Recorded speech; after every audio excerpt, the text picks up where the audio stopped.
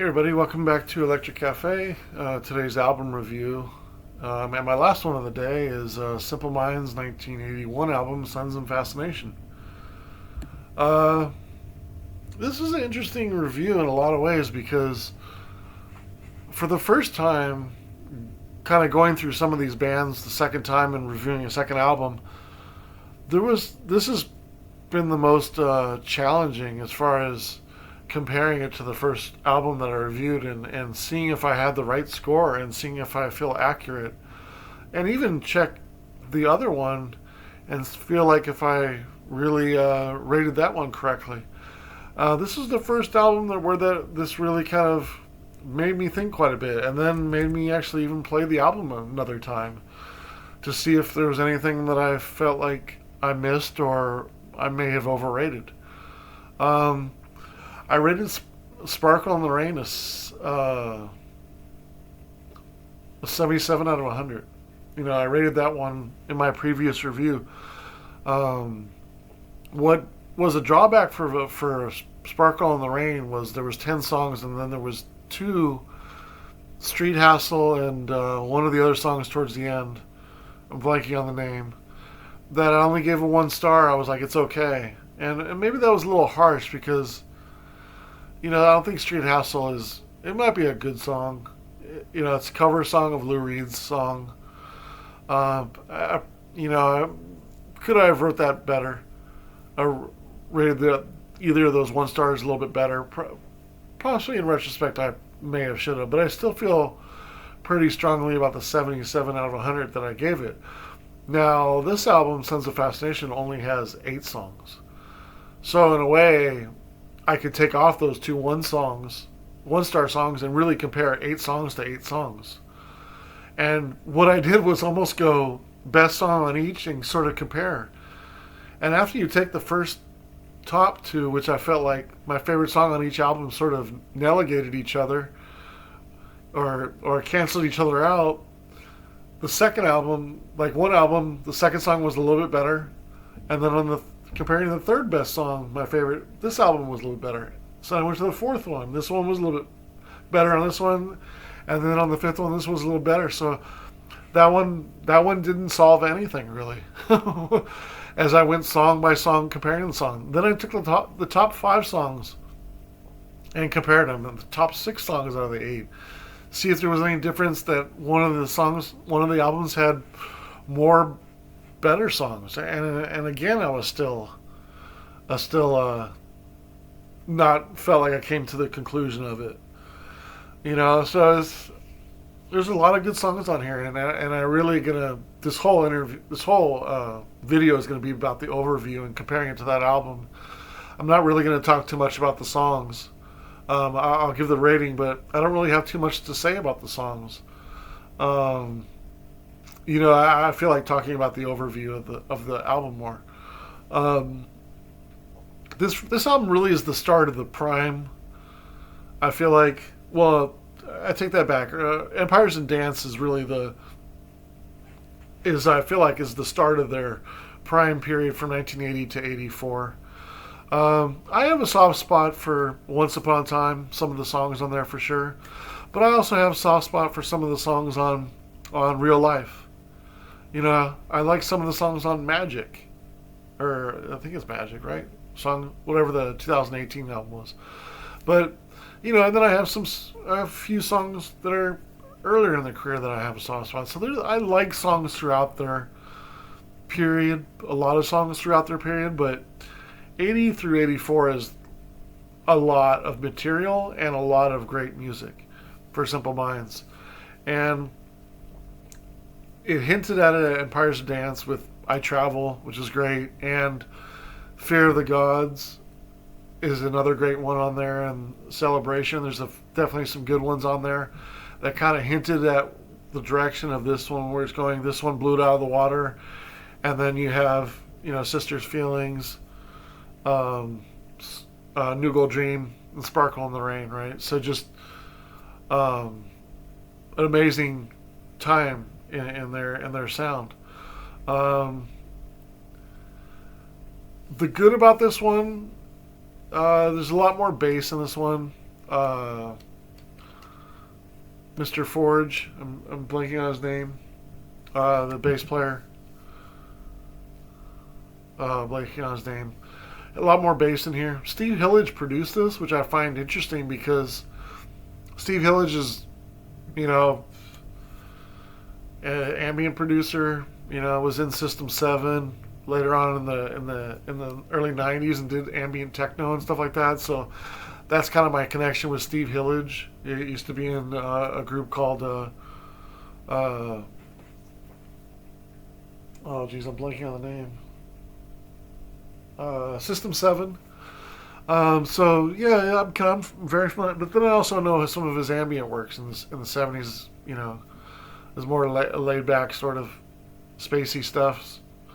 Um, you know, so that's kind of interesting I didn't know that he produced that till I actually looked it up. I find that really interesting. It is a really good sounding album for 1981 too. Like when I what should I talk about next? The opportunity. Let's go into the opportunities of the album. There's only 8 songs, is what it is. There's 2 things that are a little bit of a drawback. Not a little bit, but a drawback on this. There's no Mel Gaynor on drums. I really like Mel Gaynor's bombastic drumming. I think for the songs in here, even though they're a little bit more minimal, I think he would have done a really good job on this too, and made it a little bit more dynamic. I think we can all agree Mel Gaynor is probably the best Simple Minds drummer. He helped make Sparkle in the Rain, that's for sure. You know, and comparing to that, some of the drumming he did on that, like Up on the Catwalk, you know, I mean, awesome. Waterfront, you know, whatever. Like, the drumming was awesome on that. So this album doesn't have Mel Gaynor. The other thing about this album is it's missing the balance of the grooves and the ups and downs. So it's not hitting the ups as good. Case in point, Transmission and Sweatin' a Bullet. They're riding the groove really well. More on the down tempo. I like Jim Kerr when he sings in this mode. I like when the band is in this mode. Like Seeing Out the Angel is a good example of that. 70 Cities is a good example where they're in the groove.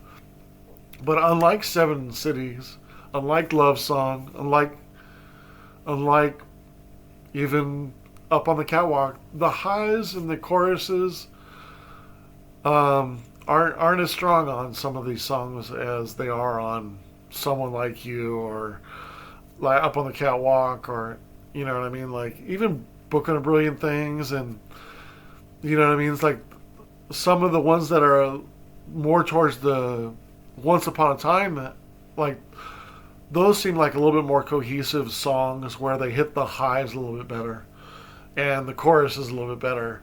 These ones hit the groove a little bit better, but I feel like it's missing a little bit of that balance.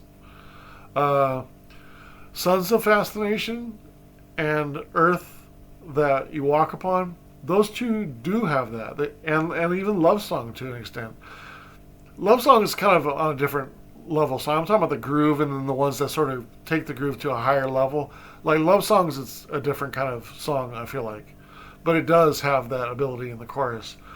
But Sons of Fascination, this Earth That You Walk Upon, do kind of hit the upper, you know, they kind of there's a momentum change. 70 Cities is the perfect example. I think I can give it. Sort of, it has the hooker cool. Let me see. It kind of has the chill, which is good, but then it also goes into the chorus really well on 70 Cities. Like that's kind of example where I'd say In Transmission and Sweatin' the Bullet, and even Boys from Brazil, and even Seeing Out Angel doesn't really kind of. Like, Seeing Angel kind of stays in the really kind of dark area, which is what makes the track great. But those other 3 tracks don't really kind of hit the upper, higher end where I like the changes that Simple Minds can do. Like a track like Jungle Land, for example, like it has and then it kind of hits like a higher level, like in the kind of, you know, Jim Kerr is really good at There's not too many lead singers where I've seen them live, and I don't mind that they kind of go off the trail and ad lib and even talk, let alone like sort of do different crescendos and sort of sing it differently. Like I think Jim Kerr has enough personality, charisma, and talent and uniqueness to kind of do what he wants on those songs. A lot of other bands, I feel like they have to stay in that spot where it sounds like the album version. Jim Kerr can do that. So, like when he kind of ad libs on songs, and it's really in effect in New Gold Dream album and Sparkle in the Rain, especially some of the like the like Big Sleep and Hunter and the Hunted and some of the more anthemic kind of melodic, kind of long drawn out ones. Like the highs are a little bit better, I feel, in this album. I think that's fairly understandable. So those two things are a little bit of a drawback. No Mel Gaynor, and the highs aren't as high as some of the other songs on other albums that are around this period. So those are the two opportunities. When I look at the songs, In Trance's Emission, 3.25 stars, very good song. Sweat and a Bullet, 2.5 stars. It's actually my least favorite song on the album. 70 Cities as a Love Brings the Fall. God, it's a long title.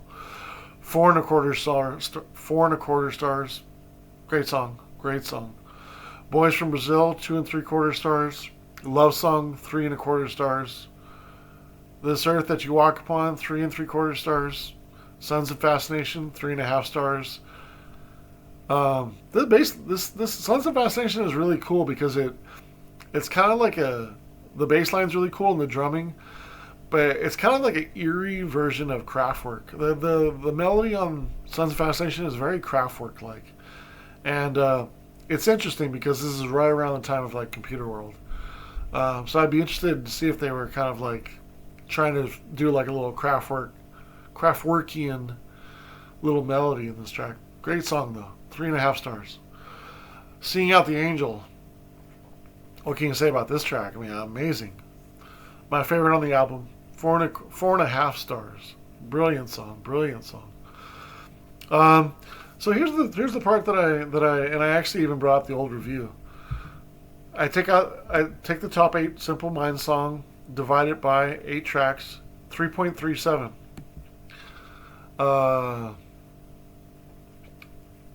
Sons of Fascination, 27.75, divided by 8 songs, 3.46.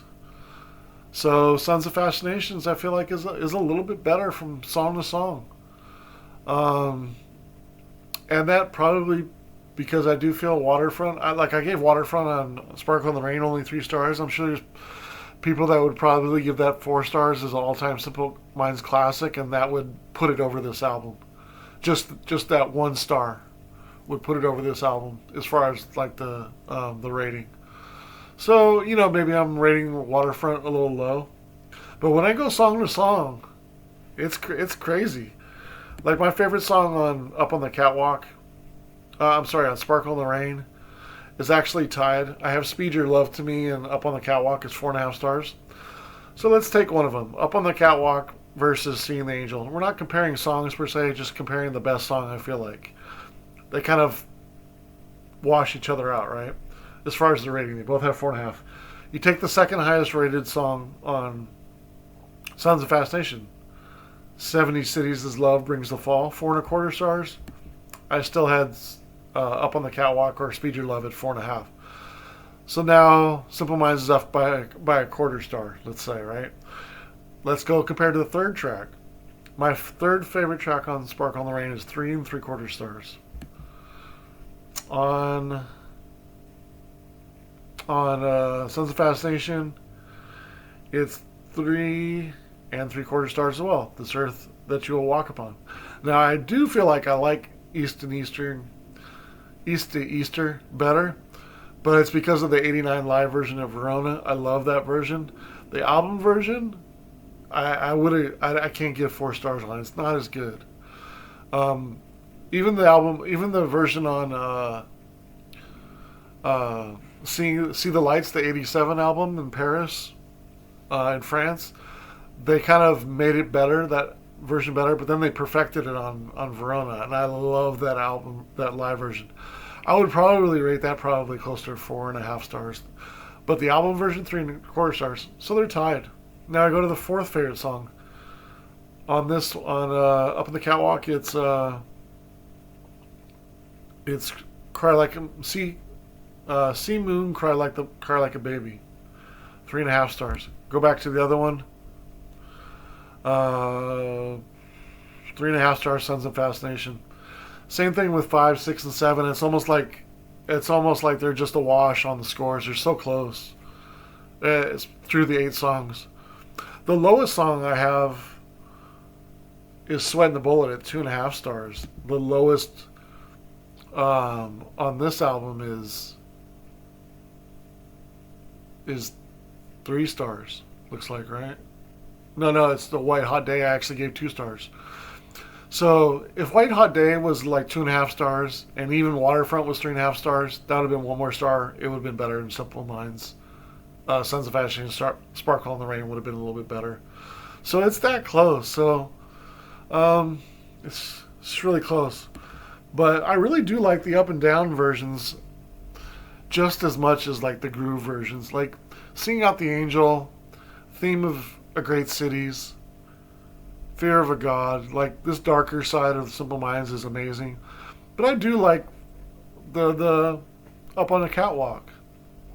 You know, Speed Your Love to Me. I do like the upper side too as well, and even into some of the songs in Up on the Catwalk. But there's nothing like the New Gold Dream stuff, like Big Sleep and Hunter and Hunted. You know what I mean? Like those. And then the other album, the other song, the really long song on New Gold Dream. It's toward the King in the White Crown, right? Another epic song. There's that one. Those 3 kind of are very similar to these ones in some ways, like Singing Out the Angel and sort of the same groove as like 70 Cities and Transmission and stuff like that. It's kind of the same groove, but I think even done a little bit better. So I feel pretty confident that New Gold Dream will be the best Simple Minds album. But man, these ones are so close. I end up edging out Sons of Fascination, and I gave it a 78 out of 100. It was really hard not to say it's an excellent album. It's so close. It's so close. I feel like if Sweating the Bullet and Boys from Brazil were a little bit stronger. And then also maybe if there was just like a knockout song like Hunter and the Hunted or Big Sleep, like those might be 5-star tracks for me. Like I feel like if there was there's only really 2 tracks that are above 4 stars for me, and it's hitting on 78 out of 100. Like if it had a 3 or 4 4-star songs, it would have been easily in the 80s. It's really close. Yeah, on the high side of very good, very very very good. 78 out of 100. Great album to listen to. It's got such a vibe. All right, thanks for listening.